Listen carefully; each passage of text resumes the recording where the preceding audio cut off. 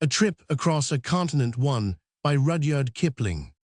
Harvey N. Chane, a spoiled darling, perhaps 15 years old, an American first last, and all the time had staggered over the wet decks to the nearest rail.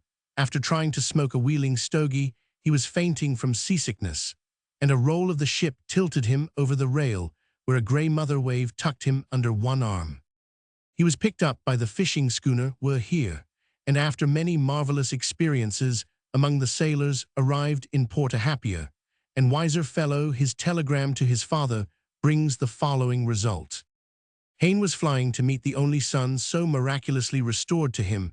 The bear was seeking his cub, not the bull's hard men, who had their knives drawn to fight for their financial lives, put away the weapons, and wished him Godspeed, while half a dozen panic-smitten tin-pot roads perked up their heads, and spoke of the wonderful things they would have done had not Chane buried the hatchet.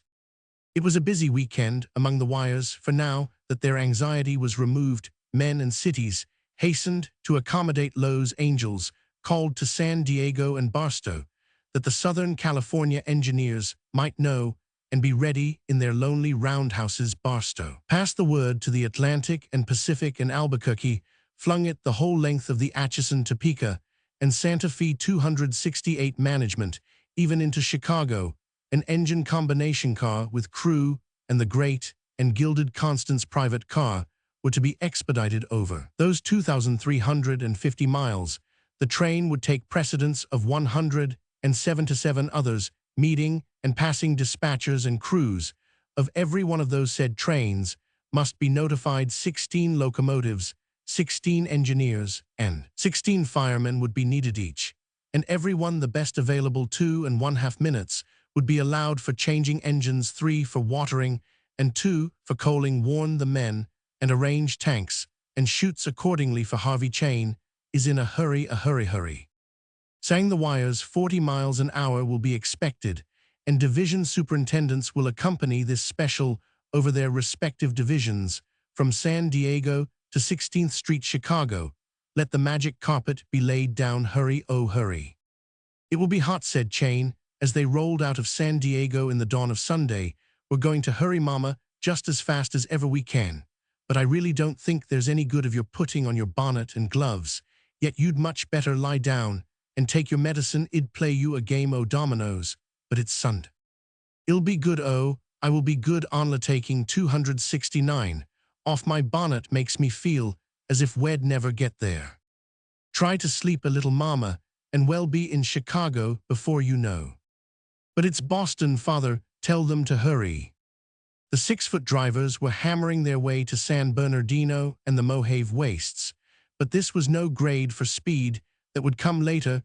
The heat of the desert followed the heat of the hills as they turned east to the Needles and the Colorado River. The car cracked in the utter drought and glare, and they put crushed ice to Mrs. Chane's neck and twirled up the long grades past Ash Fork toward Flagstaff, where the forests and quarries are under the dry, remote skies. The needle of the speed indicator flicked and wagged to and fro. The cinders rattled on the roof, and a whirl of dust sucked after the whirling wheels. The crew of the combination sat on their bunks, panting in their shirt sleeves, and Chane found himself among them, shouting old stories of the railroad that every trainman knows. Above the roar of the car, he told them about his son and how the sea had given up its dead, and they nodded and spat and rejoiced with him. Asked after her back there, and whether she could stand it if the engineer let her out a piece, and Chane thought she could.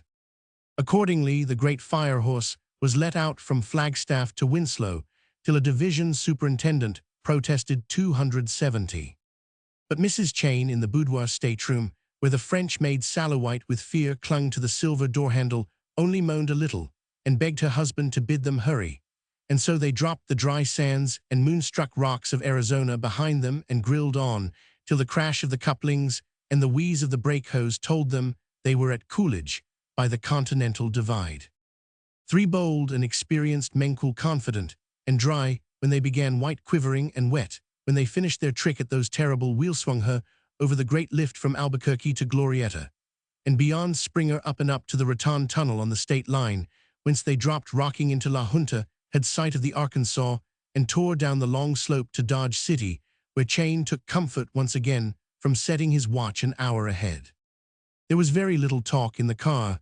The secretary and typewriter sat together on the stamped Spanish leather cushions by the plateless observation window at the rear end, watching the surge and ripple of the ties crowded back behind them, and it is believed. Making notes of the scenery, Chain moved nervously between his own extravagant gorgeousness and the naked necessity of the combination, an unlit cigar in his teeth, till the pitying crews forgot that he was their tribal enemy and did their best to entertain him. 271.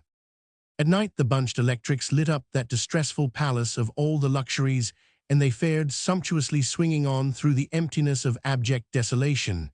Now they heard the swish of a water tank, and the guttural voice of a Chinaman, the clink-clink of hammers that tested the Krupp steel wheels, and the oath of a tramp chased off the rear platform, now the solid crash of coal shot into the tender, and now a beating back of noises as they flew past a waiting train. Now they looked out into great abysses, a trestle purring beneath their tread, or up to rocks that barred out half the stars. Now score and ravine changed and rolled back to jagged mountains on the horizon's edge, and now broke into hills lower and lower, till at last came the true plains.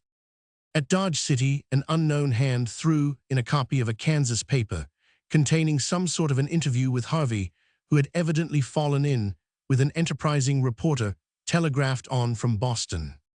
The joyful journalese revealed that it was beyond question their boy, and it soothed Mrs. Chain for a while. Her one-word hurry was conveyed by the crews to the engineers at Nickerson, Topeka, and Marceline, where the grades are easy, and they brushed the continent behind them. Towns and villages were close together now, and a man could feel here that he moved among people. 272. I can't see the dial, and my eyes ache, so what are we doing? The very best we can, Mama. There's no sense in getting in before the limited wed, only have to wait. I don't care, I want to feel we're moving. Sit down and tell me the miles. Chain sat down and read the dial for her. There were some miles which stand for records to this day, but the 70-foot car never changed its long steamer-like roll, moving through the heat with the hum of a giant bee. Yet the speed was not enough for Mrs. Chain, and the heat, the remorseless August heat, was making her giddy. The clock hands would not move, and when would they be in Chicago? It is not true that as they changed engines at Fort Madison, Chain passed over to the Amalgamated Brotherhood of Locomotive Engineers, an endowment sufficient to enable them to fight him and his fellows on equal terms forevermore. He paid his obligations to engineers and firemen, as he believed they deserved, and only his bank knows what he gave the crews who had sympathized with him. It is on record that the last crew took entire charge of switching operations at 16th Street, because she was in a doze at last, and heaven was to help anyone who bumped her. Now the highly paid specialist who conveys the 273 Lake Shore and Michigan Southern Limited from Chicago to Elkhart is something of an autocrat, and he does not approve of being told how to back up to a car. None the less he handled the Constance as if she might have been a load of dynamite, and when the crew rebuked him, they did it in whispers and dumb show. Shaw said the Atchison, Topeka, and Santa Fe men discussing life later. We were NT runnin' for a record. Harvey Chain's wife, she was sick back, and we did NT want to jounce her. Come to think of it, our runnin' time from San Diego to Chicago was 57. You can tell that to them Eastern way trains. When we're tryin' for a record, we let you know.